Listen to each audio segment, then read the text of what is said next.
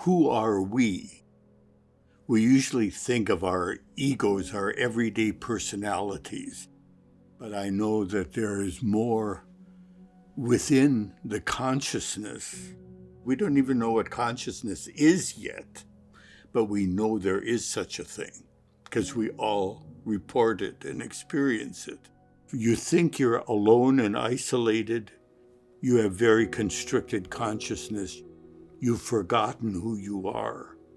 When consciousness wakes up, you discover you are so much more than that individual ego that scampers around the world. We are all connected.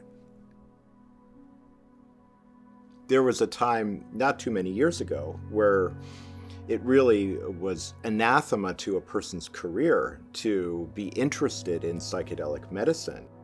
We now have a specialized therapy that is becoming a part of healthcare systems at scale. And then the opportunity for a human being who is suffering to receive a medicine in a healthcare system that can really be helpful in terms of whatever their diagnosis might be, and their own inner exploration, self-realization, insight, personal and spiritual growth. And so the field is really emerging with many new compounds and also a need for tens of thousands of very well-trained therapists who, importantly, are psychologically healthy and are really doing a lot of their own work as human beings so as to be able to be helpful to people who are in an expanded state. Well, with or without psychedelics, when you meet another human being as a therapist, it's a sacred encounter from my perspective.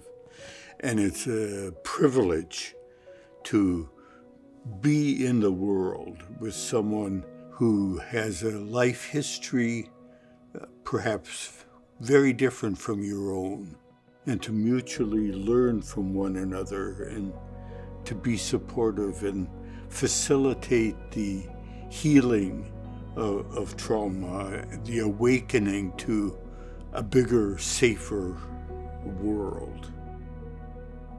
For me, the core truths of life, why we're here, what's the meaning of life, and it's that our true nature is love, and that love is connection to everyone and everything.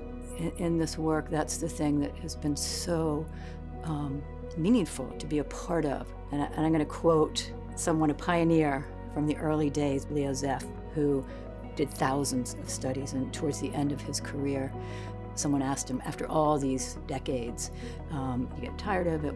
And he said, we never get tired of seeing someone be turned on to themselves.